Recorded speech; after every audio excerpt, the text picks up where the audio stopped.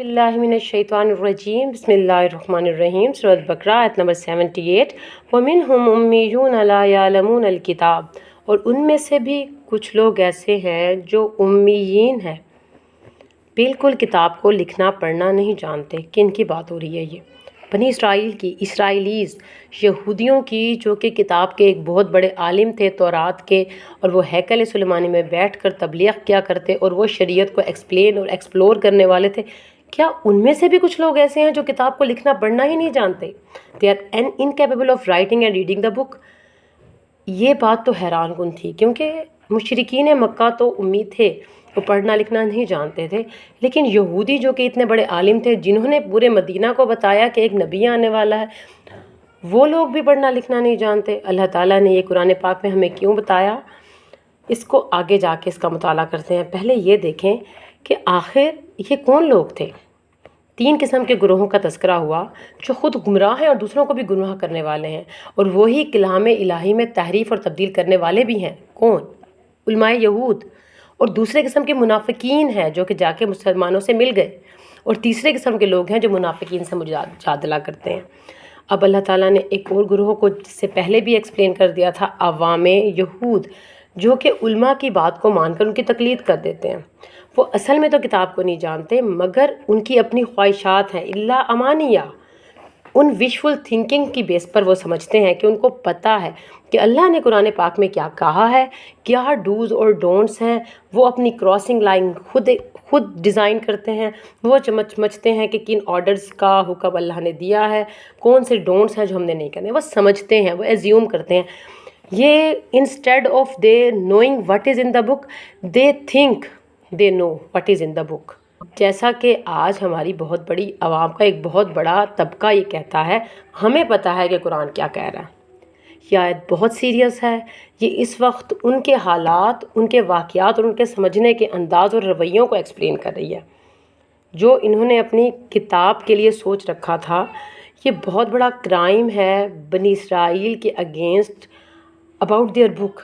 अपने बुक के साथ इतना बड़ा क्राइम किया कि जो लोग समझ रहे हैं, पढ़ रहे हैं, वो तब्दीलियाँ कर रहे हैं, और आवाम वो धोखे में है।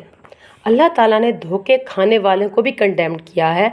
तुम क्यों नहीं पढ़ लेते हो? अच्छा, अब ये सवाल पैदा होता है कि अल्लाह ताला ने इस आयत में इतनी सीरियस बात हमारे सामने एक्सप्लेन की, पूरी साइकोलॉजी हमारे सामने रख दी यहूदी की। क्योंकि आज अगर हम जायज़ा लें, उम्मत मुस्लिमा की 90% आवाम तो जानती नहीं है, लिखना पढ़ना तो दूर की बात, कुरान पाक को पढ़ना नहीं जानती। और बाकी जो 8-9% है, जो बहुत एलीट क्लास के हैं, हायर स्टडीज़ कर रहे हैं, वो PhD स्कॉलर्स हैं, CSS को जानते हैं, इवन के छोटा सा मामूली सा कोड में जो डॉट होता है उसको एक्सप्लेन कर देते हैं, सॉफ्टवेयर इंजीनियर हैं। जहाँ बात कुरान पाक की आएगी, अल्लाह की किताब की, तो वो उसको एक्सप्लेन नहीं कर सकते। एक्सप्लेन क्या, वो समझ नहीं सकते कि गलतियाँ कर रहे हैं या नहीं। तो यहाँ पर वो लोग, जब उनके ऊपर किताब पढ़ी जाती है तो वो उसको मान लेते हैं, और जो उल्मा उनके बताते हैं उन्हीं की ही वो तकलीद कर ले लगते हैं। अल्लाह ताला ने इस बात को बहुत कंडेम्ड किया है कि इनमें से अनपढ़ लोग हैं जो किताब को बिल्कुल नहीं जानते। क्यों और कैसे नहीं जानते? क्योंकि वो उसको पढ़ते नहीं, समझते नहीं। अनलेटर्ड, अनएजुकेटेड पीपल हैं। कितने ही लोग हैं जो ये समझते हैं कि हमें पता है कुरान क्या कहता है। कितने ही लोग हैं। व इन्नहुम इल्ला युज़न्नून, युज़न्नून को हम कहेंगे दैट इज़ अजम्पशंस। उनके अपने एज्यूम करदा तमन्नाएं हैं। तमन्ना किसको कहते हैं? जो अपने दिल में हम बना लें और फिर इसके ऊपर हम फोर्सफुली ये यकीन करें कि जो तमन्ना हम अपने अंदर बना के बैठे हैं वो सही है, बिल्कुल यही जायज़ है, बल्कि करना ही यही चाहिए।